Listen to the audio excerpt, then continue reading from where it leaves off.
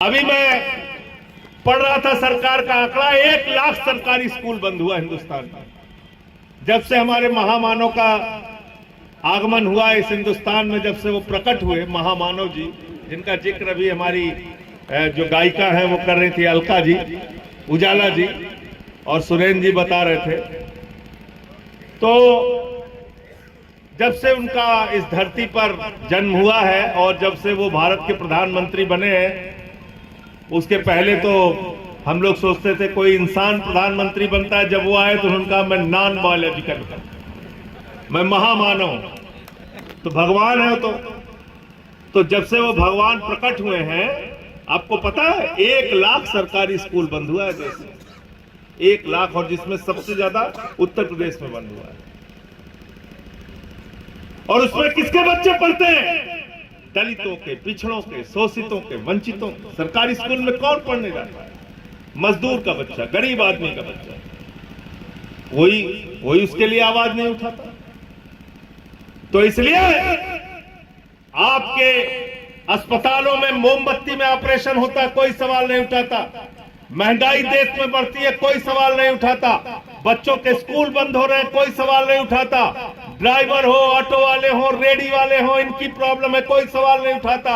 और जो लोग ये नारा लगाते हैं, जिस हिंदू का खून न खौला खून नहीं वो पानी है, मैं उन सब से कहना चाहता हूं, मेरा भी खून बहुत खौलता है। जिस आरएसएस, विश्व हिंदू परिषद और बजरंग दल वालों के अंदर हिम्मत है, आओ हमारे साथ मिलके। बच्चों के स्कूल जब बंद होते हैं, तुम्हारा भी खून खोलना चाहिए, हमारा भी खून खोलना चाहिए। चलो मिलकर लड़ते हैं योगी बाबा से और मोदी जी से। लेकिन वहां खून नहीं खोलता। किसके ऊपर खोलता है? Can Kanam can Rahman can, 2 थप्पड़ मारो। मुसलमान के लिए बस खून खोलता है, उससे झगड़ा करना है, उससे लड़ाई करनी है। कहीं किसी दलित को पा जाएंगे, उससे लड़ाई लड़ना है, उससे झगड़ा करना है। अभी देखा ना, पासी समाज के एक बुजुर्ग को काकोरी में मंदिर की सीढ़ियों पे पेशाब चटवाया गया।